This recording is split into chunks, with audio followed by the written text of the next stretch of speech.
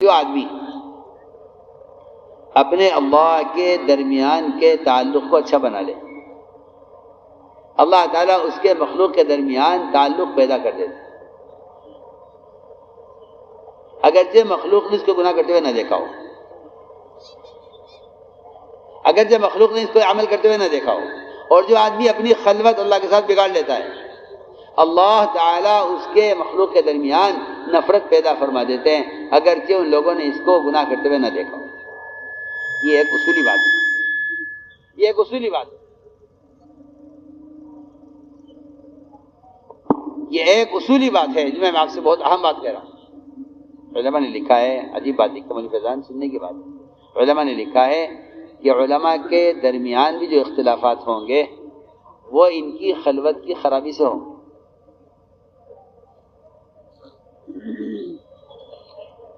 آپس کے جھگڑے جب ہوتے ہیں، جب اللہ کے ساتھ تعلق کمزور ہو جاتا ہے اور جب اللہ کے ساتھ تعلق گہرا ہوتا ہے تو اختلافی مسائل میں بھی آپس کی محبتیں بڑھ جاتی ہیں۔ سنو میں کیا بول رہا ہوں، میں علماء صاحب کریں، جب علم تقوی کے ساتھ لیا جاتا ہے، اختلافی مسائل آپس کی محبت کو بڑھا دیتے ہیں۔ اختلاف کرنے والا کہتا ہے یہ والا پہلو میرے سامنے نہیں تھا، وہ کہتا ہے یہ جو بات آپ کہہ رہے ہیں یہ بات میرے سامنے نہیں تھی، سوچیے آپ۔ اور جب اللہ کے ساتھ تعلق بگڑ جاتا ہے، نعوذ باللہ، اللہ حفاظت فرمائے، جب آدمی کے اندر سے تقوی نکل جاتا ہے، جب تقوی نکل جاتا ہے تو اختلافی مسائل مسلمانوں میں گروپ بنا دیتے ہیں، یہاں تک کہ وہ گروپ انہیں ایک دوسرے کی تکفیر تک پہنچا دیتے ہیں۔ ہاں، وہ گروپ انہیں ایک دوسرے کی تکفیر تک پہنچا دیتے ہیں۔ وہ کہتے ہیں وہ غلط ہے، وہ کہتے ہیں یہ غلط ہے، وہ کہتے ہیں وہ کافر ہے، وہ کہتے ہیں یہ کافر کیا۔ وجہ کیا لکھی علماء نے؟ وجہ یہ لکھی ہے کہ ان کا تعلق اللہ کے ساتھ کمزور ہے۔ سنیے آپ، تو لوگ یہ چاہتے ہیں کہ بھئی اچھی اچھی خبریں پہنچے ہماری تاکہ لوگ ہماری طرف آئیں، اور یہ کفار مکہ یہ آپ صلی اللہ علیہ وسلم کی طرف سے باتوں کو لے کر ملکوں میں جاتے تھے۔ اللہ نے آپ کی تصدیق کے لیے فرمایا لا یغرنک تقلب الذین کفروا فی البلاد، نبی جی اگر یہ کفار آپ کے دین کو اور آپ کے اسلام کو نقصان پہنچانے کے لیے ملکوں میں جاتے ہیں، سفر کرتے ہیں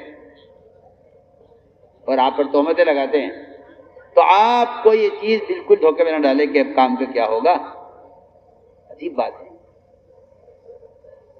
جب ملکوں میں جا کر یہ کہا جاتا تھا کہ مکہ مکرمہ میں ایک ساحر ہے، ایک کاہن ہے، ایک شاعر ہے، تو لوگ دیکھنے کے لیے آتے تھے۔ ہاں، آپ کی دعوت اور آپ کی بات اور آپ کا تعارف جتنا آپ کی مخالفت سے ہوا ہے، جتنا آپ کی مخالفت سے ہوا ہے، تو جا کے ملکوں میں کہتے تھے کہ مکہ میں ایک ساحر ہے، ایک کاہن ہے، ایک نعوذ باللہ ایک پاگل ہے، ایک شاعر ہے، اس کا کلام شعر سے بھی اونچا ہے۔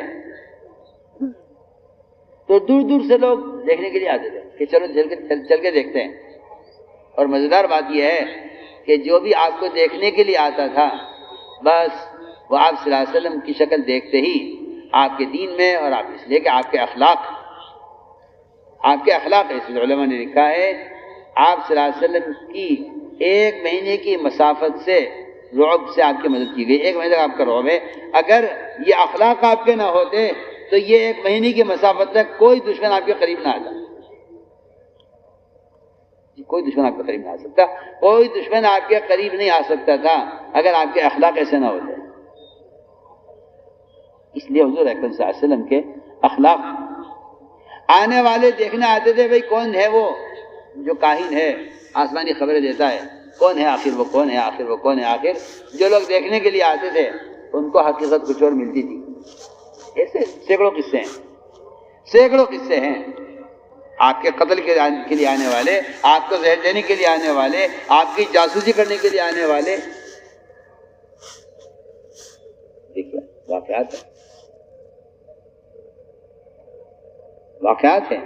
میں جب عرض کروں گا، میں ایمان بالغیب کی مثالیں ہیں، جنہیں غور کرنا چاہیے کہ نبی کی معمولی بات کی تصدیق کرنے پر ایک کافر صحابی بن سکتا ہے، نبی کی معمولی بات کا انکار کرنے پر ایک صحابی کافر بن سکتا ہے. سوچیے، مجھے وہ امام الغیب پر عرض کرنا. چنانچہ عرض کروں گا آگے. ابو سفیان نے سفر کیا، وہ گئے اور جا کے وہاں بادشاہ کے دربار میں سارے ملک کو جمع کیا. سب کو جمع کر کے کہا کہ میں ایک ایسی خبر لے کر آیا ہوں کہ تم اگر سن لو گے تو تمہیں نعوذ باللہ معلوم ہو جائے گا کہ یہ نبی محمد صلی اللہ علیہ وسلم یہ تو نعوذ باللہ جھوٹ بات کرتے تھے اور ان کی بات کو عقل تسلیم نہیں کرتی. سنیے کیا ہوا. اس نے دربار میں کھڑے ہو کر سارے بادشاہ کے وزراء کے پورے ملک کے سامنے اس نے بیان کیا اور اس نے کہا کہ محمد صلی اللہ علیہ وسلم ہمارے درمیان کے ایک آدمی ہیں، ہمارے خاندان کے ہیں، انہوں نے ایسی باتیں شروع کی ہیں کہنی جس کو کوئی عقل تسلیم نہیں کرتی. وہ کہتے ہیں ایک رات میں میرا یہ سفر ہوا ہے آسمانوں کا اور میں نے یہاں بیت المقدس میں آ کر امامت کی ہے اس رات. سارا قصہ سنا کے فارغ ہوئے. ابو سفیان آپ کی کاٹ کرنے گئے تھے، وہاں ایک مشرک کھڑا ہوا. اس نے کہا ابو سفیان تم بالکل ٹھیک کہہ رہے ہو، آپ کی اس بات، آپ کے اس قصے کا میں گواہ ہوں. حالانکہ آپ سوچئے سفر معراج کا اور سفر بیت المقدس کا، ایک مشرک کہہ رہا ہے میں گواہی دیتا ہوں. اس مشرک نے یہ کہا کہ جس رات حضور اکرم صلی اللہ علیہ وسلم کا سفر ہوا بیت المقدس کا، ان دنوں میں بیت المقدس کی نگرانی اور دروازہ بند کرنا میرے ذمہ تھا. میں رات کو روزانہ اس کا صدر دروازہ بند کیا کرتا تھا. اس رات میں نے لاکھ کوشش کی کہ دروازہ بند ہو جائے، دروازہ اپنی جگہ سے ہلا نہیں. میں نے بڑھئی کو بلایا، اس نے کوشش کی، دروازہ ہلا نہیں اپنی جگہ سے. میں حیران تھا کہ یہ کوئی غیبی نظام ہے کہ دروازہ بند نہیں ہوتا. میں چھوڑ کے چلا گیا. صبح میں آیا، دروازہ بالکل ہلکا تھا اور مسجد کے دروازے کے باہر ایک سواری کے باندھنے کی کچھ نشانات تھے کہ یہاں کوئی سواری کو گھوڑا یہاں باندھا گیا ہے. میں نے جا کر اپنے پادری سے کہا کہ میرے ساتھ تو رات عجیب قصہ ہوا ہے کہ میں نے دروازہ بند کرنا چاہا، بند نہیں ہوا، اور صبح دروازہ ہلکا تھا، بالکل آسانی سے بند ہو رہا تھا. اس نے کتاب کھولی پادری نے، اس نے کہا تم بالکل سچ بول رہے ہو اور یہ واقعہ بالکل صحیح ہے. اور اسی رات محمد صلی اللہ علیہ وسلم کا بیت المقدس میں آنا ہماری کتاب میں اس رات کی تاریخ لکھی ہوئی ہے. اس تاریخ میں آپ یہاں آئیں گے اور آپ امامت فرمائیں گے. جو ابو سفیان کاٹ کرنے کے لیے گئے تھے آپ صلی اللہ علیہ وسلم کی، اللہ نے انہی کے آدمی سے ابو سفیان کی بات کی تصدیق کرائی. انہوں نے کھڑے ہو کر کہا ابو سفیان تم سچ کہہ رہے ہو، یہ واقعہ سچا ہے، ہم اس پر ایمان لاتے ہیں. ہم جو کفر کو پھیلانے کے لیے گئے تھے، اللہ تعالیٰ نے ان کی اس خبر کو اس علاقے کے لوگوں کے لیے ایمان لانے کا ذریعہ بنا دیا. وہ وہاں کے لوگ آئے اور آ کر آپ صلی اللہ علیہ وسلم سے ملے اور اسلام میں داخل ہوئے. تو عرض کر رہا تھا کہ ایمان بالغیب نبی کی بات کی تصدیق کر سکتے. سو کیا بدر میں قیدی قید ہو کر آئے، بہت مزے کی مثال ہے. اس میں قیدیوں میں عباس بھی تھے.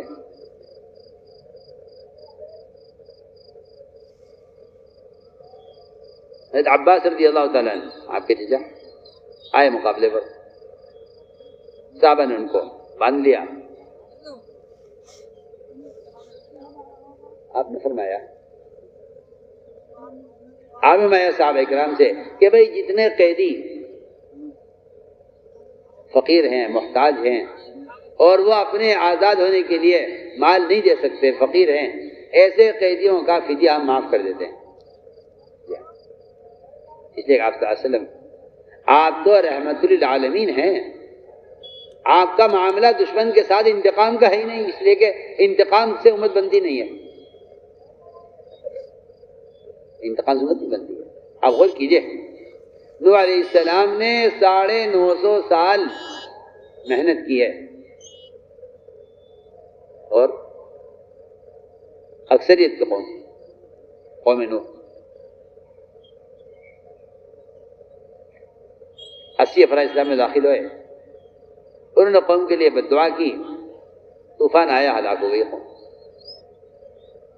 آپ صلی اللہ علیہ وسلم نے ستانے والوں کو، تکلیف دینے والوں کو اللہ نے فرمایا کہ نبی جی ہم یہ دو پہاڑ جبل احمر ابو قبیس دونوں کو آپس میں ملا کر ان سب کو کچل کے ختم کر دیں؟ آپ نے فرمایا کہ نہیں، میں یہ نہیں چاہتا۔ اللہ نے فرمایا ان میں کوئی ایمان لانے والا نہیں ہے۔ آپ سنیے نا، نوح علیہ السلام سے اللہ یہ الفاظ کہہ رہے ہیں، لَيُؤْمِنُ مِنْ قَوْمِكَ إِلَّا مَنْ قَدْ آمَنَ، جو ایمان لا چکے تھے لا چکے ہیں، کوئی ایمان نہیں لائے گا، ہم انہیں ہلاک کر رہے ہیں۔ اللہ کے نبی سے بھی اللہ نے یہی فرمایا کہ نبی جی یہ جتنے ہیں آپ کے کام میں رکاوٹ بن رہے ہیں، ان میں کوئی ایمان لانے والا نہیں ہے، ہم انہیں ہلاک کرنا چاہتے ہیں۔ ہم دونوں پہاڑ ملا دیتے ہیں۔ یہ دو پہاڑ تھے مکے کے، جبل احمر ابو قبیس، ان کے درمیان پورا مکہ آباد تھا۔ یہ دونوں کو آپس میں ایسا ملا دیں گے پہاڑوں کو، اس کے درمیان یہ پوری آبادی کچل کے ختم ہو جائے گی۔ اب میں کہیں اے اللہ میں یہ نہیں چاہتا۔ اللہ نے فرمایا یہ ایمان نہیں لائیں گے، فرمایا نہ چاہے ایمان نہ لائیں، ان کی پیٹھ میں جو اولادیں چھپی ہوئی ہیں وہ بھی ہلاک ہو جائیں گی۔ جو مانتے نہیں ہیں میری بات، مجھے ستا رہے ہیں، میں ان کو باقی رکھنا چاہتا ہوں تاکہ ان کے پیٹ سے نکلنے والی جو اولاد پیدا ہوگی میں ان کو دعوت دوں گا، وہ ایمان لائے گی۔ آپ بتائیے تو ہم تو جو موجود ان کو دعوت نہیں دیتے، اور آپ دشمن کی اس اولاد کو دعوت دینا چاہتے ہیں جو ابھی پیدا بھی نہیں ہوئی ہے۔ آپ سوچیے، جو ہی پیدا نہیں ہوئی، ستانے والے باپ موجود ہیں، ان کی اولاد ہی پیدا نہیں ہوئی، آپ کہہ رہے ہیں ستانے والوں کو باقی رکھا جائے تاکہ میں ان کی اولاد کو دعوت دوں۔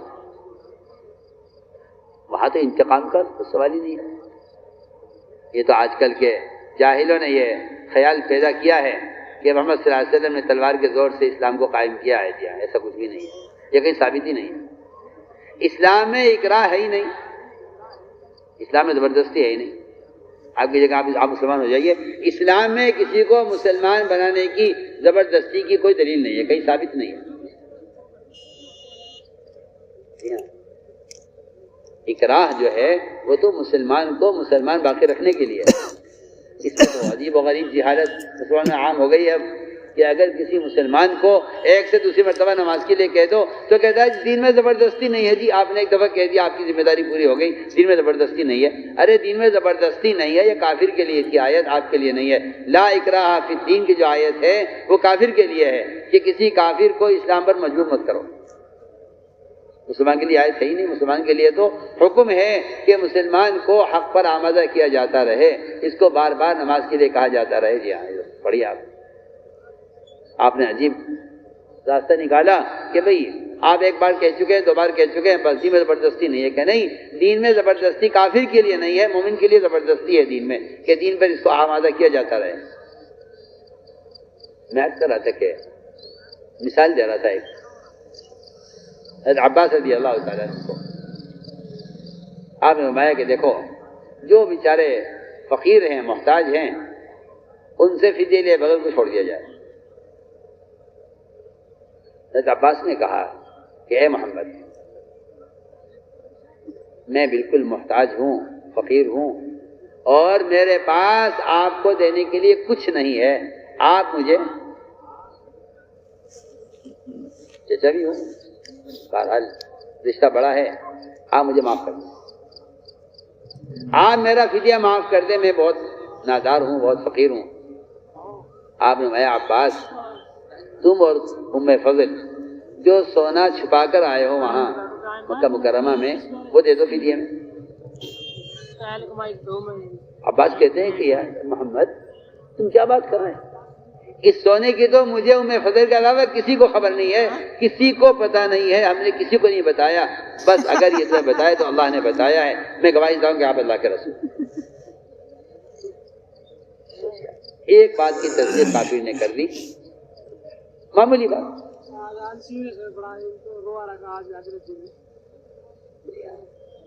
حارث بن ضرار حضرت جوہریہ کے والد، مکے کے بڑے سردار، بہت مالدار، ان کی بیٹی جوہریہ آپ صلی اللہ علیہ وسلم کے پاس قید میں آئی۔ یہ گئے 100 اونٹ لے کر کہ میں جا کر 100 اونٹ دوں گا اپنی بیٹی کے لیے، سردار کی بیٹی ہے، کسی کے باندھی بن کر رہے، یہ مناسب نہیں ہے۔ وہ 100 اونٹ لے کر آئے آپ کی خدمت میں کہ آپ یہ 100 اونٹ لے لیجئے اور میری بیٹی کو میرے حوالے کر۔ راستے میں چلتے چلتے جب مدینے پہنچے قریب تو دیکھا تو 100 اونٹوں میں 2 اونٹ بڑے قیمتی، بہت شاندار اور بڑے خوبصورت تھے۔ یہاں نیت خراب ہو گئی، کہنے لگے بس 100 اونٹ کیا دوں، چلو بس 2 اونٹ بچا لیتا ہوں، باقی جو اس کے علاوہ ہے 98 اونٹ وہ آپ کو دے دوں گا میں۔ تو کسی کو خبر نہیں تھی، کسی کو پتہ نہیں، یہ خاموشی سے 100 اونٹ لے کے وہاں پہنچے اور 2 اونٹ مدینہ منورہ سے پہلے ایک گھاٹی کے اندر چھپا دیا کہ واپسی میں لیتے جاؤں گا، یہ والے بہت اچھے ہیں، ان کو نہیں دینا ہے۔ اور انہیں کیا پتا میں کتنے لا رہا ہوں، تو لا کے وہ 98 اونٹ پیش کیے کہ اے محمد میں آپ کے پاس یہ اونٹ لے کر آیا ہوں، آپ یہ لے لیجئے، میری بیٹی کو میرے حوالے کر دیجیے۔ آپ نے فرمایا کہ کیوں، وہ 2 اونٹ کہاں ہیں جو تم راستے میں چھپا کر آئے ہو؟ فوراً بول اٹھے اشہد ان رسول اللہ، میں گواہی دے بے شک آپ اللہ کا۔ تو میں نے عرض کیا کہ اللہ تعالیٰ نبی کی زبان پر ایسی بات جاری کر دیتے ہیں کہ بعض مرتبہ اس کی تصدیق کر کافر کر دے تو وہ پکا مومن بن جاتا ہے، اور کبھی اس کی تکذیب پہ کوئی مومن کر دے تو وہ کافر ہو جاتا ہے۔ اس طرح کی مثالیں موجود ہیں۔ یہ عبداللہ بن سعد بن ابی سرح کیوں مرتد ہوئے اسلام سے؟ آیت کا ایک ٹکڑا اللہ تعالیٰ نے ان کی زبان میں جاری کر دیا، انہوں نے کہا مجھ پر وحی آتی ہے، میں بھی نبی ہوں، فرمایا جہاں ملے اسے قتل کر۔ نبی کی بات کی تصدیق کرنے والا، اسی لیے اسلامی لکھا ہے کہ کافر امید پر ہے کبھی ایمان لے آئے، اور مومن خطرے میں ہے کہ کب اس کا پیر پھسل جائے اسلام سے، کب ایمان سے پیر پھسل جائے۔ کافر امید پر ہے، مومن خطرے میں۔ ہم نے اس لیے آپ کو مثالیں دی ہیں کہ ایمان بالغیب کی یہ مثالیں ہیں۔ تو میرے دوستوں بات اصل یہ ہے کہ ہمیں اس بات پر آنا ہوگا کہ جو بات محمد صلی اللہ علیہ وسلم کی زبان سے نکل رہی ہے وہ سراسر وحی ہے، اور وحی کی تصدیق یہی ایمان ہے۔ وحی کی تصدیق ایمان ہے، صرف قرآن وحی نہیں ہے، حدیث بھی وحی ہے۔ وہ مطلوع غیر مطلوع اتنا فرق ہے، ورنہ حدیث بھی وحی ہے۔ ما ينطق عن الهوى ان هو الا وحی یوحی، کہ آپ سے جو بات فرماتے ہیں وہ تو آسمان کی وحی سے فرماتے ہیں۔ اس لیے فرمایا کہ نبی کی بات کی تصدیق کرو نبی کے اعتماد پر۔ جتنے آپ صلی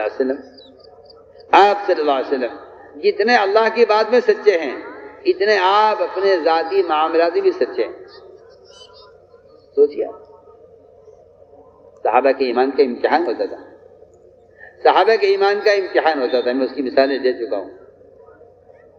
یہ امتحان ہو رہا ہے بھائی، اللہ کی طرف سے ایک بات آپ نبی پہنچا رہے ہیں، صحابی کہتے ہیں جی اللہ کی طرف سے بات آئی ہمیں ماننی پڑے گی۔ سوال اس بات کا ہے کہ آپ نبی کو نبی کے ذاتی معاملات میں کتنا سچا مانتے ہیں؟ نبی کو نبی کے ذاتی معاملات میں کتنا سچا مانتے ہیں، یہ سوال ہے۔ آپ نبی کو نبی کے ذاتی معاملات میں کتنا سچا مانتے ہیں؟ اللہ کی شان۔ ایسا واقعہ پیش آیا جس میں صحابی کے ایمان کا امتحان تھا، بڑا سخت امتحان تھا۔ آپ صلی اللہ علیہ وسلم نے ایک جہازی سے گھوڑا خریدا، معاملہ ہو گیا۔ اس لیے کہ آپ صلی اللہ علیہ وسلم کی عادت تھی کہ آپ بازار جاتے تھے، سامان خریدتے تھے، سودا سلف خریدتے تھے، معاملہ خود کرتے تھے، اس کا بھاؤ کرتے تھے عام انسانوں کی طرح۔ آپ اپنی زندگی سے صرف نماز، روزہ، حج اور زکوٰۃ نہیں پیش کرنا چاہتے تھے۔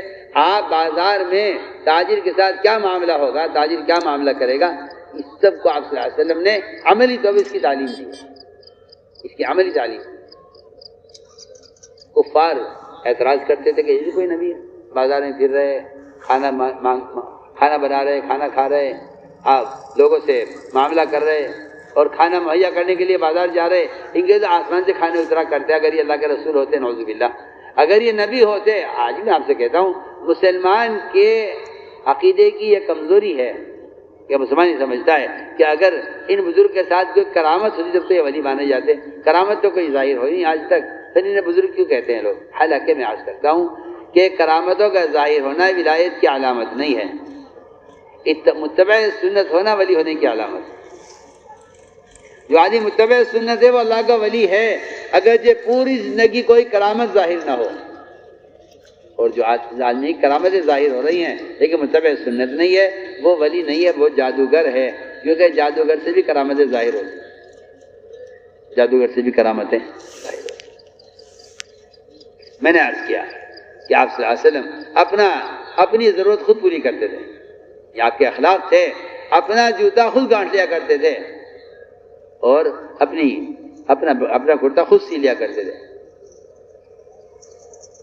یہ نہیں کہ آپ صلی اللہ علیہ وسلم کی آپ اپنی حیثیت بنائیں. باہر سے آنے والے بولے ایکم محمد تمہیں نبی کون سے ہیں؟ یعنی حالانکہ آپ صلی اللہ علیہ وسلم کا حلیہ، آپ صلی اللہ علیہ وسلم کی شکل مبارک، آپ صلی اللہ علیہ وسلم کے چہرے کا نور، لیکن آپ صحابہ کے ساتھ ایسے گھل مل کر بیٹھے رہتے تھے. کیا ایکم محمد تمہیں نبی کون سے ہیں؟ صحابہ نے کہا بھی آپ سے کہ ہم آپ کے لیے کوئی تخت بنا دیں جس پہ آپ اوپر بیٹھیں اور لوگ دیکھنے والے آپ کو پہچانیں. سفر ہجرت میں آپ صلی اللہ علیہ وسلم آرام فرما رہے تھے. آپ آرام فرما رہے تھے اور وہ صدیق رضی اللہ تعالیٰ عنہ آنے والے سے مسافہ کر رہے. یہ نکال لا کے رسول تو وہیں مجھ سے کیوں مل رہے؟ وہ تو جب آپ پر دھوپ آنے لگی اور وہ کھڑے ہوئے کپڑا لے کر سب پتہ کرے نہیں نبی تو یہ ہے، یہ نہیں ہے. آپ اس طرح رہتے عوام کے ساتھ کہ آنے والے پوچھتا تھا تمہیں نبی کون سے ہیں. یہ آپ کے اخلاق تھے اور واقعی آپ کے اخلاق تھے. اللہ اکبر. دشمن بھی آ کر آپ کے اخلاق کو دیکھ کر دوست ہو جایا کرتا تھا. جی ہاں، میں کہا کرتا ہوں مثال کے طور پر لوگ ڈرتے ہیں قاتل کی پرچھائی سے. ہم نے قاتل کے دل میں بھی گھر کر لیا. آپ صلی اللہ علیہ وسلم کے ایسے اخلاق تھے کہ آپ اپنے قاتلوں کے دل میں گھر بنا لیا کرتے تھے. آپ اپنے قاتلوں کے گھر میں آپ نے قاتلوں کے دل میں گھر بنا لیا کرتے تھے. کتنے کفار ہیں جنہوں نے صاحب یہ کہا ہے کلمہ پڑھتے ہی کہ آپ کے چہرے سے زیادہ نفرت مجھے کسی چہرے سے نہیں تھی اور اس وقت آپ کے چہرے سے زیادہ محبت مجھے کسی کے چہرے سے نہیں. جو چہرہ سب سے زیادہ مبغوض تھا ہماری نظر میں، آج آپ کا چہرہ ہماری نظر میں سب سے زیادہ محبوب ہے. یہ آپ صلی اللہ علیہ وسلم سے محبت کی اور یہ ایمان کا تقاضا ہے. آپ سے بے تکلف کہتا ہوں جو مسلمان متبع سنت نہیں ہے، اس کا چہرہ، اس کی شکل، اس کا لباس اگر نبی کے چہرے کے مطابق نہیں ہے اور کہتا ہے مجھے نبی سے محبت ہے، یہ دعوے میں جھوٹا ہے، مکار ہے. میں تو کہہ چکا ہوں کہ ایسا آدمی غدار ہے نبی کے ساتھ جو متبع سنت نہیں ہے. چاہے وہ کہتا ہوں مجھے اللہ کے رسول سے محبت ہے، جھوٹ بولتا ہے. جو آدمی نبی سے محبت کرتا ہو اور متبع سنت نہ ہو، ایسا آدمی اپنے دعوے میں جھوٹا ہے. تو میرے دوست عزیزو، جس طرح آپ صلی اللہ علیہ وسلم نماز فرائض کے سکھانے میں اللہ کی طرف سے ایک چیز پیش کر رہے ہیں، آپ صلی اللہ علیہ وسلم اسی طرح اپنے ذاتی معاملات میں بھی سچے ہیں. چنانچہ آپ نے ایک دیہاتی سے گھوڑا خریدا، معاملہ ہوا، بھائی کتنے کا جی؟ اتنے کا ہے. بھائی آؤ ہم تمہیں اس کی قیمت دیتے ہیں. آؤ تم گھوڑے کی قیمت دیتے ہیں. گھوڑا والا ساتھ چل رہا تھا، گھوڑا اس کے ہاتھ میں، آپ آگے چل رہے تھے. لوگ ملے گھوڑے والے سے، کہنے لگے کہ اے بھائی گھوڑا بیچو گے؟ انہیں معلوم ہی تھا کہ اللہ کے نبی خرید چکے ہیں. انہوں نے کہا گھوڑا بیچو گے؟ ان نے قیمت بڑھا کر پیش کی. زیادہ پیسے ملنے لگے. آج کل دکانداروں کا یہ ہوتا ہی، حالانکہ ناجائز ہے. ایسا کرنے والا کمائی حرام کما رہا ہے. جو ایک آدمی سے معاملہ کر لے کہ جی یہ چیز 100 روپے کی ہے، دوسرا آیا کہ 200 میں دو گے؟ وہ کہتے جاؤ جی جاؤ، آپ تو جاؤ، میں تو ان کو دے رہا ہوں. لوگ خبر نہیں اس طرح کتنا حرام کماتے ہوں گے. آپ نے دوسرے کے 100 روپے مار لیے ہیں، آپ نے 100 روپے کی ڈکیتی کی ہے. اگر آپ گاہک بدل دیتے ہیں، سنیے میں کیا بول رہا ہوں. آپ کہتے ہیں میں تو سامان بیچ رہا ہوں. آپ نے سامان بیچا نہیں ہے، آپ نے دوسرے آدمی کی جیب کاٹی ہے 100 روپے میں، کیونکہ آپ نے 200 روپے کے گاہک کو دیکھ کر 100 روپے کے گاہک سے بات کرنے کے بعد اس کو چھوڑ دیا. ہاں، لوگوں کو اندازہ نہیں ہے. لوگوں کو اندازہ نہیں ہے نمازوں کے ضائع ہونے اور زنا کے عام ہونے. میں وہ دو باتیں بہت اہم کہہ رہا ہوں. نمازوں کے ضائع ہونے اور زنا کے عام ہونے کی بنیادی وجہ یہ ہے کہ مسلمان حرام کھا رہا ہے.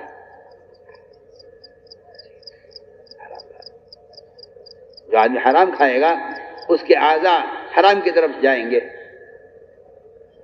اور جو آدمی حرام کھائے گا یہ کہیں کہ اس کی اعضاء عبادت کے قابل نہیں رہیں گے. جی میں بہت اہم بات کہہ رہا ہوں. حرام کھانے والے کے اعضاء عبادت کے قابل رہتے نہیں ہیں، اعضاء عبادت کے قابل نہیں رہتے کہ جی نماز پڑھ ہی نہیں سکتے، کیونکہ موٹی سی بات ہے نا کہ آپ اب اگر اپنی گاڑی میں پیٹرول کی جگہ ڈیزل ڈال لیں، ڈیزل یا پیٹرول ڈال لیں تو آپ کہتے ہیں گاڑی نہیں چل رہی ہے، تو آپ اپنے بدن کی غذا کو حلال کے بجائے حرام استعمال کر کے آپ اپنے بدن کو نماز میں، روزے میں، زکوٰۃ میں، ذکر میں، تلاوت میں، یہاں سے لے کے جنت تک کی مسافت آپ کیسے طے کر دیں گے جسم سے جس کو ایندھن غلط مل رہا ہو؟ سوچیے جی لوگ کھا جاتے ہیں، لوگ کھا جاتے ہیں اور کہتے ہیں کہ تو تھوڑا سا کھا دیا مسافت سے، لقمہ سمندر خیالات اس کے موتی ہیں، لقمہ سمندر خیالات اس کے موتی ہیں، آپ کی جیسی غذا ہوگی ویسے آپ کے گندے خیالات ہوں گے۔ یہ بات یاد رکھیں کہ سودی کاروبار کرنے والے وہ اللہ سے جنگ کر رہے ہیں، کسی کبیرہ گناہ کے بارے میں نہیں فرمایا کہ اس گناہ کا کرنے والا اللہ سے جنگ کر رہا ہے سوائے سود کھانے والے کے، سوائے سود کھانے والے کے، اور یہ بہت عام ہوتا جا رہا ہے اور مسلمان اس میں بنتا چلا جا رہا ہے، غیر مجبوری ہے، مجبوری ہے۔ سوچیے آپ خنزیر سور کے گوشت کو اور سود کو اگر آپ کے نزدیک اس میں ذرہ برابر آپ فرق محسوس کرتے ہیں تو آپ بالکل جاہل ہیں۔ سور میں اور سود میں، سور میں اور سود میں خدا کی قسم ان دونوں کی غلاظت میں رائی دانے کے برابر فرق نہیں ہے، ذرہ برابر فرق نہیں۔ بس اتنی بات ہے کہ سور کی گندگی آپ پر کھلی ہوئی ہے اور سود کی گندگی آپ پر کھلی ہوئی نہیں، ورنہ دونوں میں دونوں کی گندگی، دونوں کی غلاظت اور دونوں کا نقصان اور دونوں کا حرام ہونا برابر ہے۔ سو بات سوچیے اب تو عام مزاج لوگوں کا کہ بھئی ہمیں کیا معلوم کہاں سے آیا ہے، جی ان کے نیچے ملازم کام کرتے ہیں، ان کے نیچے ملازم کام کرتے ہیں، یہ ملازم کما کر لاتے ہیں اور آپ نے ملازمین سے کمیشن دے کیا ہوا ہے کہ جی لاؤ کما کے اتنا ہمارا ہے باقی تمہارا۔ انہیں کوئی پرواہ نہیں ہے کہ انہوں نے کیسے کمایا، انہوں نے کمیشن دے کیا۔ میں خدا کی قسم اگر کہتا ہوں اگر آپ نے حرام کمانے والے سے کمیشن دے کیا ہوا ہے تو آپ کا کمیشن بھی حرام ہے۔ آپ یہ ثابت کر نہیں سکتے کہ بھئی جو حرام حصہ ہے وہ اس کا ہو جائے، حلال میرا ہو جائے، نہیں۔ آپ دودھ کی بالٹی میں پیشاب ملا دیں اور یہ کہیں دودھ میرا پیشاب آپ کا ہے، بتائیے ہو سکتا ہے؟ تو سوچیے میں کیا بول رہا ہوں۔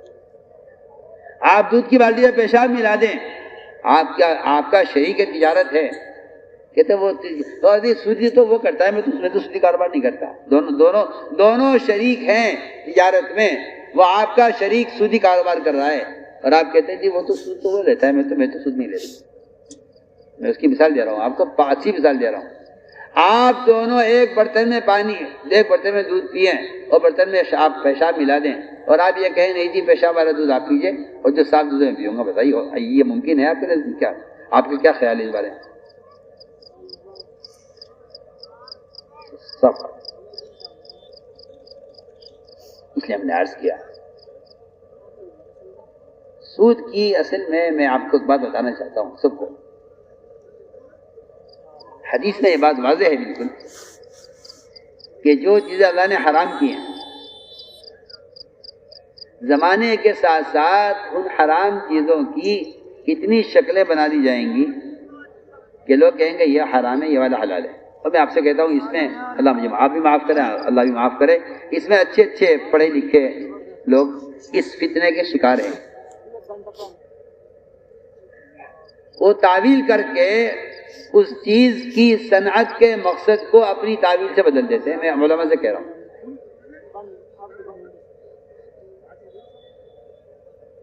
علماء سے کہہ رہا ہوں، کسی چیز کی یا صنعت کے مقصد کو تعویل سے بدل دیتے ہیں۔ میرے الفاظ آپ میرے الفاظ پہ غور کریں گے. کل یہ چیز کام کے لیے بنتی تھی، آج اس کام کے لیے بنی ہے، لہذا مقصد بدل گیا ہے. آپ جھوٹ بولتے ہیں، آپ جھوٹ بولتے ہیں، سچی سچی بات ہے. صحیح حدیث ہے. ایک زمانہ آئے گا کہ حرام کی شکلیں بدلیں گی اور لوگ کہیں گے وہ تو حرام تھا 10 سال پہلے جو تھا، یہ آج یہ والا حلال ہے. جب وہ چیز ترقی کر کے اپنی شکل کو بدل دے گی تو آپ یہ کہیں گے کہ وہ تو وہ والا حرام تھا، والا حلال ہے. میں آپ کو بہت اچھی مثال دے رہا ہوں.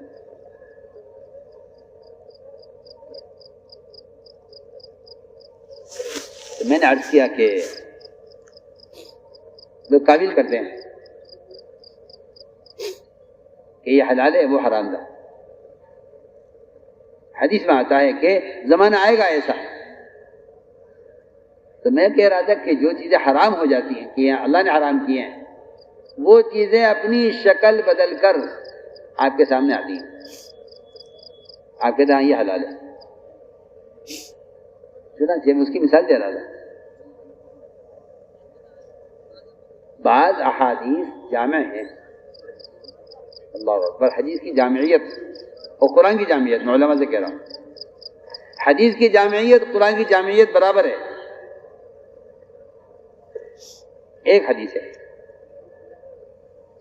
ہے کل مسکر حرام. بس ہر نشہ پیدا کرنے والی چیز حرام ہے.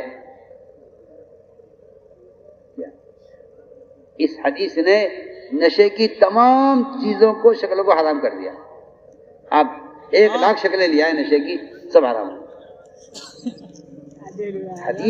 یہ حدیث صرف اپنے الفاظ کو جامع نہیں ہے، میں کہتا ہوں یہ حدیث زمانے کو جامع ہے.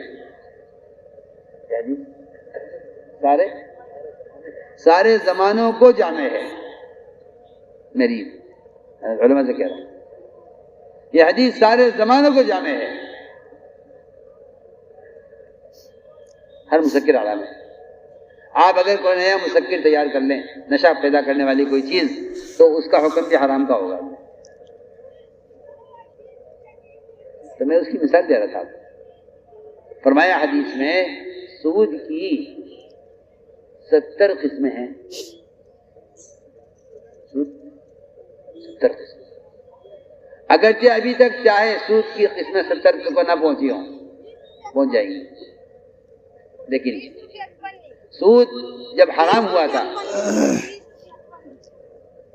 اس کو حرام کیا، اس زمانے میں سود کی کتنی قسمیں تھیں، آج سود کی کتنی قسمیں ہیں؟ آپ کو علماء سے اس کی تحقیق کرنی پڑے گی، ورنہ باطل کی کوشش ہے کہ وہ سود کی قسموں کو ایسا گھمائے گا، ایسا پھرائے گا کہ وہ آپ اس فتنے پڑ جائیں گے کہ وہ سود ہے، یہ سود نہیں ہے. کیونکہ باطل کی کوشش ہے کسی طرح مسلمان کے حلق سے حرام لقمہ اتارنا، باطل کی کوشش ہے. جتنا مال کفر خرچ کرتا ہے مسلمان کو حرام کھلانے پر، اتنا مسلمان مال خرچ نہیں کرتا حلال روزی تلاش کرنے پر، نہیں کرتا. آپ دیکھیں ساری دنیا پھر کے دیکھیے آپ. حرام آپ کو سستا ملے گا، جلدی ملے گا، ہر جگہ مل جائے گا، اور حلال آپ کو مشکل سے ملے گا، مہنگا ملے گا. باطل مستقل اس پر خرچ کر رہا ہے کہ ان کو حرام غذا سستی بنا کے دو، حرام غذا سستی بنا کے دو. آپ دیکھ لیجیے، آپ کو پوری دنیا میں آپ پھیل لیجیے، عرب اسلامی ممالک ہو یا غیر اسلامی ممالک ہو، آپ کو ہر قدم پر حرام مہیا ہو جائے گا آسانی کے ساتھ. اب تو ایک نئی بیماری پڑی چلی ہے جو ہے آن لائن غذا منگوانے کی. اس میں تو آپ کو پتہ ہی نہیں کہ آپ کو باطل کیا کیا حرام کھلا رہا ہے آپ کو دیا. وہ بیچارے اس کا حلال لکھ دیتے ہیں، آپ دھوکے میں آ جاتے ہیں. اگر وہ آپ کو حرام کھلانا نہ چاہتے تو وہ آپ کی کھانے پہ حلال لکھتے ہی. سوچیے، عقل سے سوچیے نا. آپ وہ تو آپ کی حرام غذا پر حلال لکھ کر بھیج رہے ہیں تاکہ آپ حرام کھائیں. میں نے کیا پیش آیا اس طرح کہ وہ حلال لکھ کے بھیجیں. تحقیق آپ کر لیجئے. جی ہاں کھانا میں کھا لوں گا. بتائیے آپ تحقیقات کر لیجیے. جی ہاں بیوی سے شادی نہیں کرتا اس کو دیکھے بغیر غذا کے معاملے میں معاملہ یہ بنا رکھا ہے کہ تحقیق آپ کر لیجیے کھانا میں کھا لوں گا. بتائیے میں تو ایک آپ کو مثال دے رہا ہوں. ایک ضرورت پورا کرنے کے لیے خود دیکھ کر اطمینان کرنا چاہتا ہے اور کھانا کھانے کے لیے آپ کو کوئی ضرورت نہیں ہے. آپ کو میں تو آپ کو بہت آسان مثال دے رہا ہوں. فرمایا کہ سود کی 70 قسمیں ہیں. حدیث ہے. ایسرھا اس میں سب سے ہلکا سود جسے آپ کہہ سکتے ہیں کہ یہ زیادہ خطرناک والا سود نہیں ہے, یہ سے ہلکا سود. فرمایا کہ سب سے سود کی ہلکی قسم, سب سے آسان سب سے ہلکا والا سود جو ہے اگر وہ مسلمان کھاتا ہے تو اپنی ماں کے ساتھ زنا کرنے کے برابر ہے. سنی تو صحیح, ایسرھا کو زنا کے برابر کہا ہے. جی ہاں تو آپ اسے آپ اندازہ کر لیجیے سب سے ہلکا سود. اگر کوئی اس کا ایک لقمہ کھاتا ہے, ایک لقمہ سے ایک لقمے کا ذکر ہے وہ صدیق کے خطبے میں, اگر ایک لقمہ اس کا کھاتا ہے تو اپنی ماں کے ساتھ زنا کرنے کے برابر اس کی غلاظت, اس کا گناہ. کیا سود کی غلاظت, اس کا گناہ ماں کے ساتھ زنا کرنے کے برابر. لیکن کیا وہی بات 100 باتوں کی ایک بات ہی مجبوری ہے. ہم اسی عرض کرتے تھے, شروع سے کہہ رہے ہیں کہ اگر آپ دین میں عقل لڑائیں گے تو آپ بے دین ہو جائیں گے. اگر آپ دین میں عقل لڑائیں گے تو آپ بے دین ہو جائیں گے, اور اگر آپ نبی کی خبر میں عقل لگائیں گے تو آپ کافر ہو جائیں گے. میں تو بالکل بے تکلف کیا عقل خبر کا انکار کرے گی, ادھر آپ کی عقل جو ہے حکم کا انکار کرے گی. اس لیے عقل کو تابع کرنا پڑے گا, حکم کے بھی تابع کرنا پڑے گا, خبر کے بھی تابع کرنا پڑے گا. زمانہ کچھ بھی کہتا ہوں تو میں نے سارا واقعہ ساری بات اس پر عرض کی تھی کہ آپ صلی اللہ علیہ وسلم نے معاملہ کیا گھوڑے کا, اور گھوڑا بیچنے والا پھر گیا اپنی بات سے. آج کل تاجروں میں یہ عام ہے, باتیں پھر جاتے ہیں. یہاں تو چنانچہ اس نے کہا اے محمد صاحب آپ گھوڑا خریدیں گے, ان کو بھیج دوں, میں تو لے چکا ہوں. اس نے کہا نہیں میں نے آپ کو نہیں بھیجا, ابھی ہمارا آپ کا معاملہ ہوا نہیں ہے, میں بات ہو چکی, قیمت طے ہو چکی ہے, آؤ میں تو آپ کو قیمت دینے جا رہا ہوں. اس نے کہا نہیں جی ہمارے تو کوئی بات نہیں ہوئی, ابھی آپس میں کہا سنی ہو رہی تھی دونوں کی. ایک سال بھی گزر رہے تھے وہاں سے. ان صحابی کے ایمان کا امتحان ہونا تھا.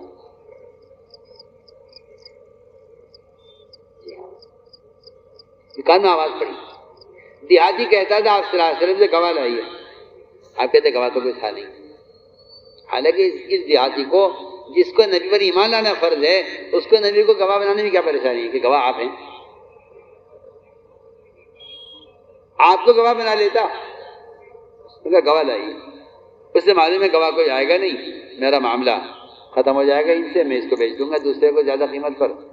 یہ خود میں آگے بڑھے, کہنے لگے کہ گواہ چاہیے آپ کو, میں گواہی دیتا ہوں. انہوں نے گواہی دی حالانکہ موقع پر موجود نہیں تھے. آپ صلی اللہ علیہ وسلم کا سوال ان سے, خزیمہ تم نے گواہی کیسے دی ہے؟ یہ سوال نعوذ باللہ ثم نعوذ باللہ, یہ سوال اس سوال کا ہرگز مطلب یہ نہیں بن سکتا کہ آپ موقع پر موجود نہیں تھے, آپ کی گواہی کا اعتبار نہیں ہے. نعوذ باللہ, نبی اپنی بات میں سچے ہیں, نبی کو خود اپنے سچا ہونے کا یقین ہوتا ہے. ایسا نہیں ہے کہ نبی کوئی بات ایسی جو ہے احتمال میں کہہ گئے ہوں. نہیں, آپ کے سوال کا ہرگز مطلب یہ نہیں ہے کہ تم نے گواہی کیوں دی ہے کہ تم تھے نہیں. آپ کے سوال کا مطلب یہ ہے کہ اگر تم یہ کہہ دیتے ہو کہ جی میں تو موجود نہیں تھا, جی مجھے تو پتہ نہیں, تو تمہارا یہ کفر ہے. اور اگر تم یہ کہتے ہو کہ میں گواہی دیتا ہوں کہ آپ نے اسے گھوڑا خرید لیا تھا, میرا ہونا نہ ہونا کوئی کا مطلب ہی نہیں ہے, میں تو آپ سے, پوری دنیا بھی آپ سے آ کر یہ کہے کہ ہم موقع پر موجود نہیں تھے تو ساری دنیا کفر میں ہے. ساری دنیا آ کر یہ کہے اس وقت کہ ہم موقع پر موجود نہیں تھے، ہمیں معلوم نہیں ہے، سب کفر کی طرف جائیں گے۔ نبی کی بات کے درجے کا درجہ یہ ہے۔ اور اگر ایک فرد آ کر یہ کہتا ہے کہ جی میں گواہی دیتا ہوں کہ آپ نے خرید لیا تھا، یہ آدمی پکا مومن کہلائے گا، ایسا مومن کہلائے گا۔ آپ نے فرمایا آج کے بعد خزیمہ اس بات کے بارے میں گواہی دیں، ان کی گواہی تو برابر مانی جائے گی، یہ سچا، ان کو سچائی کی سند دیا آپ نے، سچائی کی ان کو آپ نے۔ اس کے پیر قبلے سے ہٹا دو، شیطان کو قبلے سے پیر میں لٹک گئے۔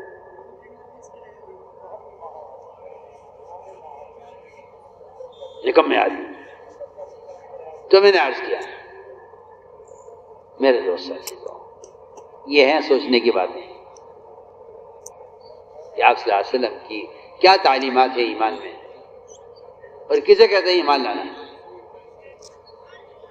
ایمان ایک مسلمان کے پوری زندگی میں اس طرح پھیلا ہوا ہے جس طرح سر سے لے کر پیر تک انسان کے بدن میں روح سرایت کیے ہوئے، اس طرح ایمان پھیلا ہوا سر سے لے کر پیر تک، جس طرح سر سے لے کر پیر تک روح سرایت کیے ہوئے انسان کے جسم میں، کہ اس طرح ایمان پھیلا ہوا۔ اس ایمان میں کمال جب پیدا ہوگا جب اللہ کی توحید کو بیان کرنا اور اس کی بڑائی کو بیان کرنا مسلمان اپنا روزانہ کا اس کو معمول بنائے، اس کو اپنا معمول بنائے، اس کو اپنا معمول بنائے۔ اور یہ بات یاد رکھو کہ ایمان دل میں چھپنے کی چیز نہیں ہے، ایمان دل میں چھپنے کی چیز نہیں ہے، ایمان تو انسان کے حلیے سے نظر آئے گا۔ آج کل یہ ایک نیا فتنہ پیدا ہوا ہے مسلمانوں میں کہ جی آپ ظاہر میں اس کو دیکھ رہے ہیں، ایمان تو دل میں ہے، ایمان تو دل میں ہے، آپ ظاہر میں دیکھ رہے ہیں، آپ ظاہر کو مت دیکھیں، ایمان دل میں ہے۔ میں کہتا ہوں کہ ایمان دل میں رہنے کی چیز نہیں ہے، جس کے دل میں ایمان ہوگا اس کا ایمان اس کے بدن سے ظاہر ہونا چاہیے، اس کا ایمان اس کے بدن سے ظاہر ہونا چاہیے۔ یہ ناممکن بات ہے کہ ایمان دل میں ہو بدن میں ظاہر نہ ہو۔ اس لیے حضور اکرم صلی اللہ علیہ وسلم نے ایمان کی علامتیں بیان کی ہیں احادیث میں۔ فرمایا کہ مومن کون ہے؟ مومن پوچھا گیا آپ سے کہ مومن کسے کہتے ہیں؟ آپ نے فرمایا یہ تجھے نیکی خوش کرے اور گناہ تجھے غمگین کرے۔ ہر آدمی سوچ لے اس کو، گناہ کر کے لوگ خوش ہوتے ہیں اور دوستوں کو بتاتے میں نے یہ گناہ کیا ہے، حالانکہ میرے دوستوں کو ایمان کی علامت یہ ہے کہ آدمی مومن سے اگر گناہ ہو جائے، مومن سے اگر گناہ ہو جائے چھوٹا گناہ، تو اس کے غم کی اور پریشانی کی اور خوف کی کیفیت یہ بتائی ہے کہ گویا اس کے سر کے اوپر پہاڑ لٹکا ہوا ہے جو اس کے اوپر ابھی گرنے والا ہے۔ جو کیفیت اس آدمی کی ہوگی بتائیے تو صحیح، کیا کیفیت ہوگی اسے؟ میں فاسق سے اگر گناہ ہو جاتا ہے اس کی کیفیت کیا ہوتی ہے؟ اس سے متاثر نہیں ہوتا کہ ایک مچھر اس کے منہ کی طرف آ رہا تھا، اس نے ہاتھ سے اس کو ہٹا دیا، اس سے زیادہ وہ فاسق گناہ کر کے متاثر نہیں ہوتا۔ لیکن مومن اگر مومن سے گناہ ہو جائے تو مومن گناہ کر کے اتنا متاثر ہوتا ہے کہ گویا اس کے سر پر پہاڑ لٹکا ہوا ہے جو اس کے اوپر ابھی گرنے والا ہے۔ اس لیے فرمایا کہ ایمان کو اس کی علامتوں کے ساتھ بیان کرا۔ فرمایا جب تجھے نیکی خوش کرے گناہ غمگین کرے تو جان لے کہ تو مومن ہے۔ ایمان کی علامت تقوی بتائی ہے، کیونکہ کلمہ لا الہ الا اللہ اس کو قرآن میں تقوی کا کلمہ کہا ہے، قرآن میں اس کو تقوی کا کلمہ کہا ہے، اس لیے کلمہ لا الہ الا اللہ یہ تقوی کا کلمہ ہے۔ اور مومن کو اس کا حقدار بتایا۔ آج کل لوگ بیچارے ایسے بھی ہیں جو سمجھتے ہیں بھائی یہ کلمہ تو غیر مسلموں کے لیے ہے، ہم تو سارے مسلمان ہیں۔ حالانکہ میں آپ سے عرض کرتا ہوں آپ کو مسلمانوں کی بڑی اکثریت مل جائے گی ایسی جو کلمے کے الفاظ سے واقف نہیں۔ آج کل لوگ بیچارے ذکر کے حلقے، تبلیغ کے اجتماع، مدرسوں کے طلبہ کو دیکھ کے سمجھتے ہیں کہ ہاں میاں ماشاءاللہ اسلام قائم ہے۔ اسلام کا قائم ہونا اسلام کے شعبوں کا قائم ہونا نہیں ہے۔ آپ کہاں سو رہے؟ میں کچھ بول رہا ہوں، اسلام کا قائم ہونا اسلامی شعبوں کا قائم ہونا نہیں ہے. آپ میری بات آپ کو سمجھ نہیں آئے گی مجھے معلوم ہے، آپ اس کا انکار کریں گے مجھے خبر ہے، اور میں جانتے ہوئے کہہ رہا ہوں کہ آپ اس کا انکار کریں گے. میں اور آپ اس لیے بے فکر ہیں کہ ہم اسلامی شعبوں کے قائم ہونے کو اسلام کا قائم ہونا سمجھتے ہیں. مدرسے خانقاہیں تبلیغ ہو رہی ہے، اسلام قائم ہے. آپ کیا بات کر رہے ہیں؟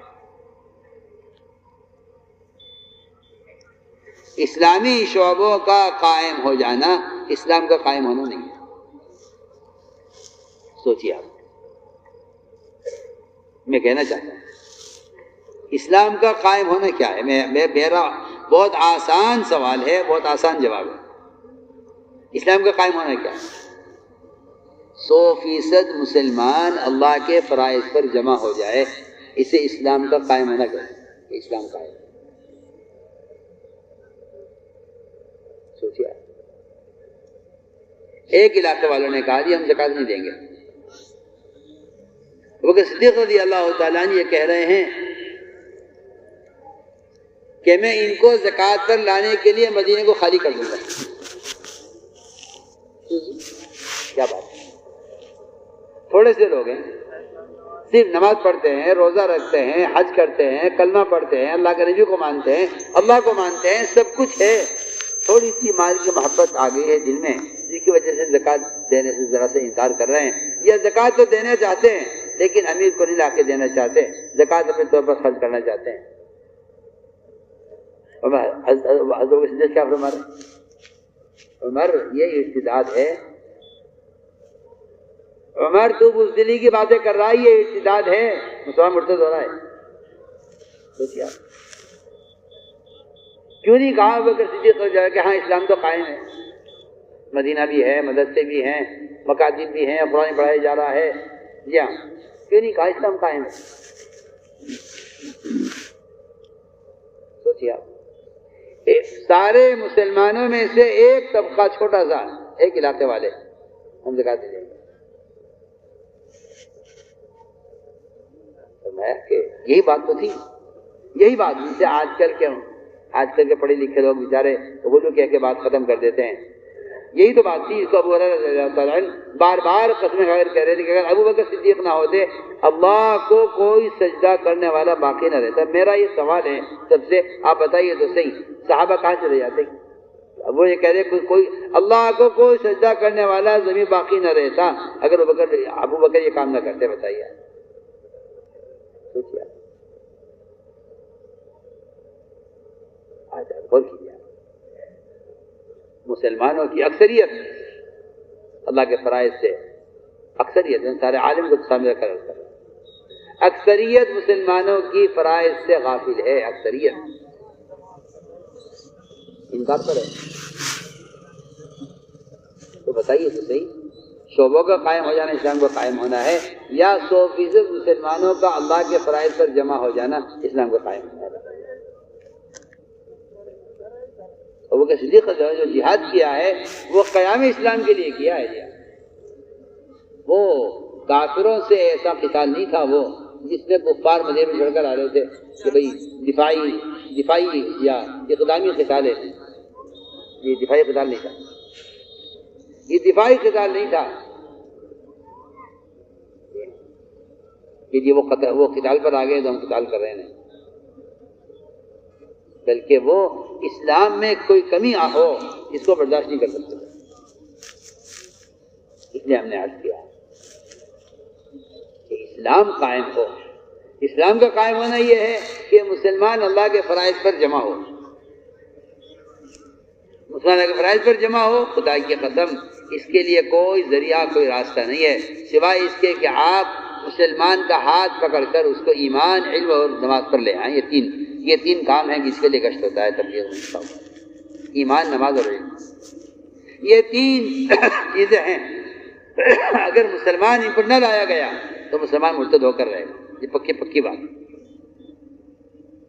آپ پمفلیٹ چھاپ لو، آپ گندے موبائلوں پر دین کے میسیج نشر کر لو. میں 100 بار اللہ کی قسم کھا کر کہتا ہوں ارتداد اتنا زیادہ نشر و اشاعت ہے آپ کی، آپ پتہ نہیں کس دھوکے میں ہیں. آپ سمجھتے ہیں کہ دعوت کا فریضہ ان موبائلوں سے ادا ہو جائے گا؟ یا آپ کی حماقت ہے کہ آپ کو حرام راستوں میں ہدایت نظر آ رہی ہے، یا آپ کی حماقت ہے کہ آپ کو باطل راستوں میں نبی کی تربیت نظر آ رہی ہے؟ آپ کی حماقت ہے، کچھ نہیں۔ دعوت ایک بدنی فریضہ ہے، بدنی، نماز کی طرح۔ آپ ان گندے آلات سے دین کی باتیں نشر کر کے کہتے ہیں یہ بھی طریقہ ہے، اور آپ کو اختلاف ہو گیا اس بات سے کہ دعوت کو کسی ایک طریقے کے اندر منحصر کیا جائے، آپ کو اختلاف ہو گیا۔ کمال کی بات ہے کہ آپ کسی کام کو سنت میں منحصر کرنے سے اختلاف کرتے ہیں۔ مجھے آپ کی رائے پر تعجب ہے، صاف صاف آپ سے بے تکلف کہہ رہا ہوں۔ سنت طریقے میں کسی کام کو منحصر کرنے سے آپ کو اختلاف ہے، آپ سوچیے، آپ سے بے تکلف کہہ رہا ہوں۔ دعوت بدنی فریضہ ہے، دعوت بدنی فریضہ ہے نماز کی طرح۔ یہ قلم سے، اخبار سے، رسائل سے، موبائل سے یہ فریضہ ادا نہیں ہوتا، صاف صاف بات۔ من رعا منکم منکر فلیغیرہ بیدہ، اس حدیث کا تقاضا یہ ہے کہ تغییر کا جو امر ہے وہ فریضہ ہے، اس کا تعلق ہاتھ سے ہے، یہ اعلیٰ ایمان ہے، یا اس کا تعلق زبان سے ہے، یہ درمیانہ ایمان ہے، یا اس کا تعلق دل سے ہے، یہ سب سے ضعیف ترین ایمان ہے کہ آپ دعاؤں کے ذریعے منکر کو ختم کریں۔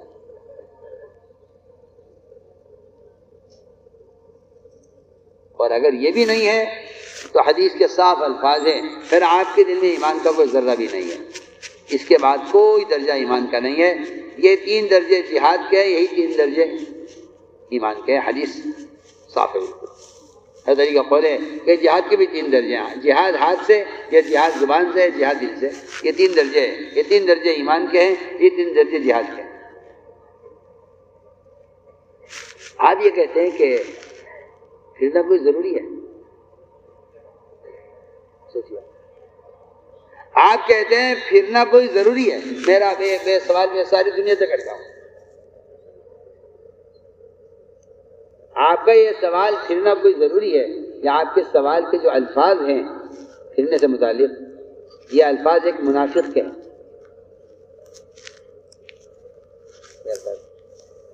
بالکل پکی بات، صحیح روایت ہے، پکی ٹھکی روایت ہے، پکی ٹھکی روایت ہے، جس روایت کی سند بہت قوی ہے، یہ وہ روایت ہے کہ آپ ایک حلقے میں گئے، تشریف لے گئے، آپ نے جا کے ان کو دعوت دی، وہاں منافقین کا سردار بیٹھا ہوا تھا، اس نے کہا اے محمد، ہم مانتے ہیں آپ کی بات بہت اچھی ہے، آپ کا دین حق ہے، آپ جو مذہب لائے ہیں بڑا پیارا مذہب ہے، مگر آپ اپنی جگہ بیٹھ جائیے، جس کو دین سیکھنا ہوگا آپ کے پاس آئے گا، آپ دین کو لے کے پھرا مت کریں۔ بتائیے،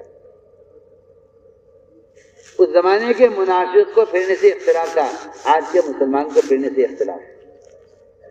میں تو اپنے جی کی بات مجھے آپ سے کرنی ہے، کچھ بھی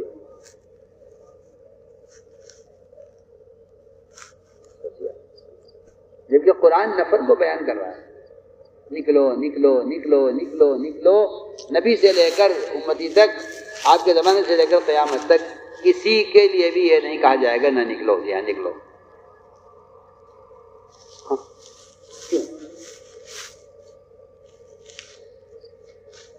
آپ یہ کہیں کہ بھئی یہ نہیں نکل سکتے، آپ ثابت کر دیجئے کہ فلاں صحابی تھے جو نکلنے سے مستثنیٰ تھے، ایک ثابت کر دیتے، ایک صحابی کے بارے میں تو عجیب بات فرماتے تھے، مولانا صاحب فرماتے تھے اگر کوئی آدمی یہ بات ثابت کر دے کہ کسی نبی نے اللہ کے راستے میں نکلنے میں اپنی ذاتی ضرورت کی وجہ سے داخل کی ہو تو میں کسی کی ایک کی تشکیل نہیں کروں، اس کو ثابت کر دیں۔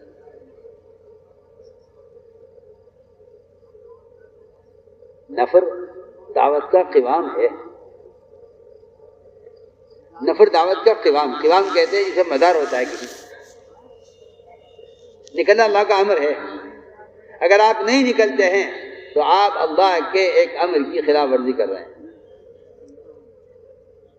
انفرو، امر ہے نکلنا، نکلو۔ آپ یہ کہتے ہیں کہ یہ بات جو جا کر کہنی چاہیے، یہ بات اخبار سے بھی تو جا سکتی ہے۔ میں آپ سے سوال کرتا ہوں،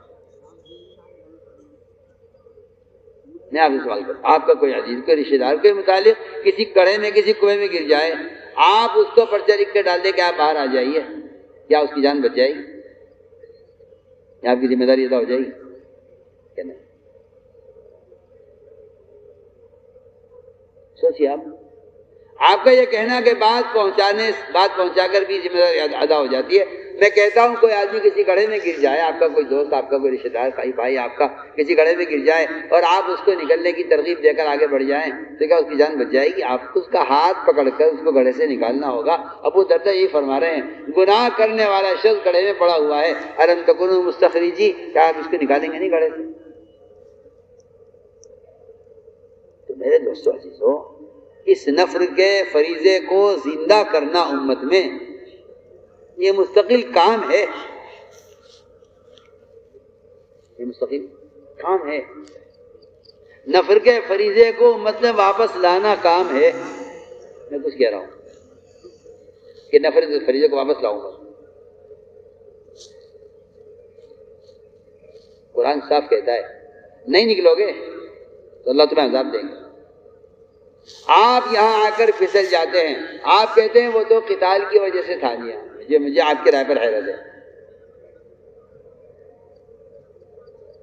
یہاں اگر آپ پھسل جاتے ہیں کہ جی وہ تو قتال سے متعلق ہے، سوچیے کسی نبی کے فیصلے کا مقصد قتال، کسی نبی کے فیصلے کا مقصد کافروں کو قتل کرنا، کوئی نعوذ باللہ نبی پر تہمت لگانا ہے، یہ کہنا، اور اس سے زیادہ کیا کہوں آپ سے؟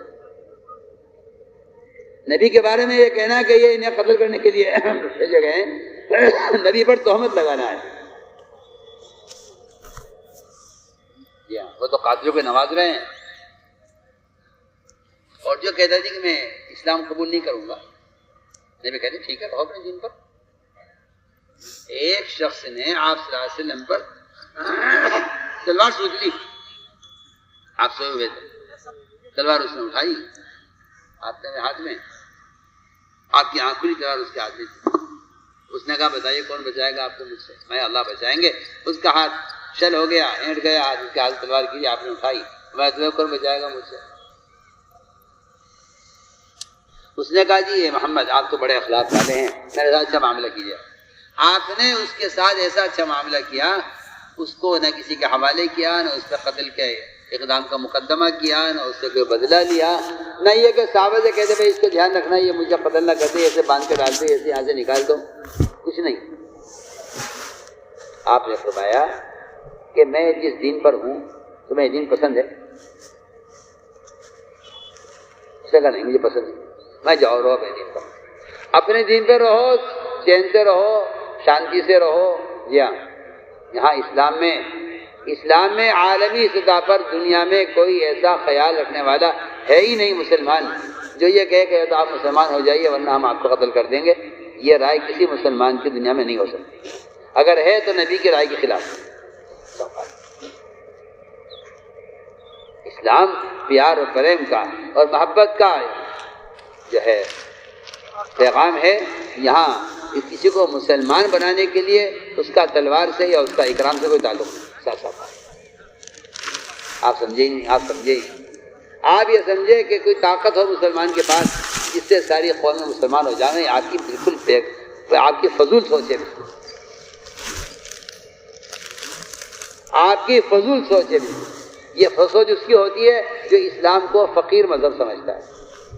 اسلام بادشاہ مذہب ہے، اسلام بادشاہ مذہب ہے۔ اسلام کی انسان کو ضرورت ہے، اسلام کو انسان کی ضرورت نہیں ہے، انسان کو اسلام کی ضرورت ہے۔ انسان کو اسلام کی ضرورت ہے، ان کو سلامتی کی ضرورت ہے، اسلام کی کسی کی ضرورت نہیں ہے۔ اسلام تو اللہ کی ذات کی طرح مستغنی ہے۔ من شاء فلیؤمن من شاء فلیکفر، صاف بات ہے۔ جو چاہے اسلام لائے، جو چاہے کفر اختیار کرے، چاہے ایمان اختیار کرے۔ تو میں نے عرض کیا کہ آپ صلی اللہ علیہ وسلم کا معاملہ یہ تھا کہ آپ کے ہاں آپ کسی کو دھمکی دے کر آؤ مسلمان ہو جا کے نہیں. فرعون جس نے رب ہونے کا دعویٰ کیا ہے، موسیٰ علیہ السلام جیسا نبی، وہ کہہ رہے ہیں اللہ کے اعلان رزق کا. آپ پاک ہونا چاہتے ہیں یا کسی کو پوچھے آپ کھانا کھانا چاہتے ہیں؟ کوئی کہے کہ آپ کھانا کھانا چاہتے ہیں، کہتے مجھے بھوک نہیں ہے، جائیے ٹھیک ہے کوئی بات نہیں، زبردستی نہیں. اتنا فرعون سے پوچھا اللہ کے اعلان رزق کا پاک ہونا چاہتے کہ نہیں؟ رہو پھر اللہ جو فیصلہ کرے. تو میں نے عرض کیا کہ خروج اور نفر یہ وہ سنت ہے جس کے ترک پر چھوڑنے پر قرآن نے ہلاکت کی دھمکیاں دی. قتال ہو یا نہ ہو اس کو کوئی بحث نہیں ہے، صاف بات. قتال ہو یا نہ ہو نکلنا بھی ذات مقصود ہے، نکلنا بھی ذات مقصود ہے. آپ کو کچھ ایسے بھی لوگ ملیں گے جو کہیں گے بھائی وہ فلانے تو نکلا تھا جماعت جی کیا فائدہ ہوا؟ کہ جی مجھے تو کوئی فائدہ نہیں ہوا، ایسے چل چھوڑ کچھ کوئی اور راستہ دیکھ. فلاں صاحب جی آپ کو کیا فائدہ ہوا؟ کہ جی مجھے تو کوئی فائدہ نہیں ہوا نکل کر. سوچیے آپ غور کیجیے، میری بات کو غور کرنا. ایک صاحب سے یہ کہا گیا کہ اگر آپ اللہ کے راستے میں نکلے آپ کو یہ سکون ملے گا، آپ کو یہ راحت ملے گی، آپ کو نمازوں میں یہ کمال پیدا ہوگا، آپ کے ایمان میں اضافہ ہوگا. یہ تو ایک الگ مزید اللہ تعالیٰ برکتیں دیں گے، اللہ تعالیٰ راحتیں دیں گے، اللہ تعالیٰ قرض ادا کرا دیں گے. میں آپ سے سوال کرتا ہوں، ایک شخص نماز نہیں پڑھتا، ایک شخص نماز نہیں پڑھتا، آپ نے کہا بھائی نماز پڑھو، کہ جی کیا ہوگا؟ اللہ تعالیٰ برکت دیں گے، رحمتیں دیں گے، راضی ہو جائیں گے، اور آپ کا بیمار ٹھیک ہو جائے گا، آپ کا مقدمے میں کامیابی ہو جائے گی، آپ کا جو رشتہ دار جیل میں ہے وہ رہا ہو جائے گا، آپ کا قرضہ ادا ہو جائے گا. یہ ساری باتیں سمجھائیں اس کو، اسے نماز شروع کر دی. سن رہے میں کیا بول رہا ہوں؟ اسے نماز شروع کر دی. آپ مجھے بتا دیں دل سے فیصلہ کر کے، اس نے نماز شروع کر دی، اس نے 1 سال 2 سال نماز پڑھی، نہ اس کا بیمار ٹھیک ہوا، نہ اس کا قیدی رہا ہوا، نہ اس کا قرضہ ادا ہوا، نہ اس کا مسئلہ حل ہوا. بتائیے کیا کوئی ہے کوئی کہتے بھائی نماز چھوڑ دو؟ بولو کوئی ہے دنیا میں جو کہہ دے کبھی آپ نماز چھوڑتا ہے کوئی فائدہ نہیں ہو رہا ہے؟ یا وہ خود خدا نہ کرے یہ کہہ دے کہ جی میں تو بہت نماز پڑھی مجھے کوئی فائدہ ہوا نہیں. جس طرح اس کا نماز پڑھنا اللہ کے امر کی وجہ سے ہے، مسئلہ حل ہو یا نہ ہو، اس طرح مسلمان کا دعوت دینا اللہ کا امر ہے، اس سے مسائل حل ہو یا نہ ہو. سیدھی بات.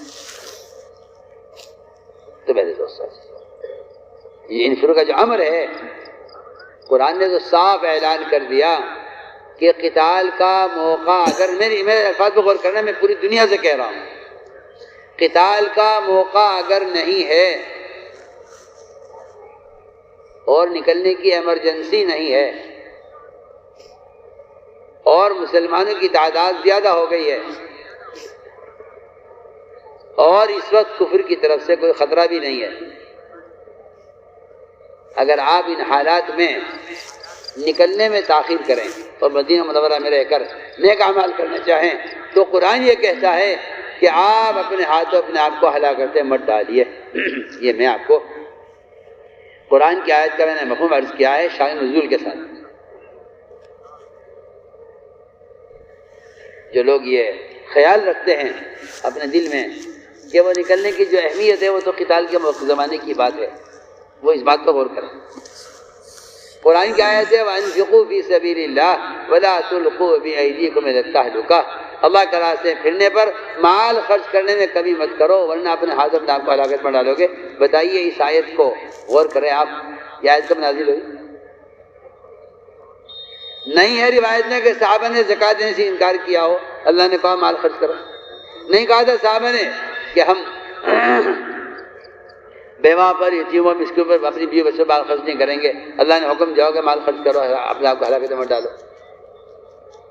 نہیں کہا تھا صحابہ نے کہ میں حج نہیں کریں گے، اللہ نے حکم دیا کہ نہیں حج کرو، مال خرچ کرو، نہ اپنے آپ کو ہلاکت میں ڈال دو گے. یہاں ان سارے مصارف میں سے کوئی مصرف نہیں تھا. وہاں بات یہ پیش آئی تھی کہ صحابہ اکرام نے آپس میں بیٹھ کے طے کیا تھا کہ اسلام پھیل چکا ہے، مسلمان بہت ہو گئے ہیں، اسلام کو قوت حاصل ہو گئی ہے، مسلمانوں میں کام کرنے والا عملہ بھی کافی ہو گیا ہے، ہم اب تک پھرتے رہے اور اب ہمارے کاروبار اجڑ گئے ہیں، زمینیں سوکھ گئی ہیں۔ اور اگلی بات بڑی مزے کی ہے، وہ یہ کہتے ہیں صحابہ کہ اب کوئی قتال بھی ہونے والا نہیں ہے کافروں سے، ہتھیار رکھے جا چکے ہیں، اب اگر ہم کچھ دن مدینہ منورہ میں رہ کر اپنے کاروبار دیکھ لیں، کچھ اپنے ضروری ہمارے کام کچھ پڑے ہوئے ہیں انہیں پورا کر لیں، اس پر آیت نازل ہوئی۔ اس پر اللہ کو غصہ آیا، اللہ نے فرمایا تمہارا یہ سوچنا اپنے آپ کو ہلاکت میں ڈالنا ہے۔ سوچیے، آپ پڑھی روایت پڑھی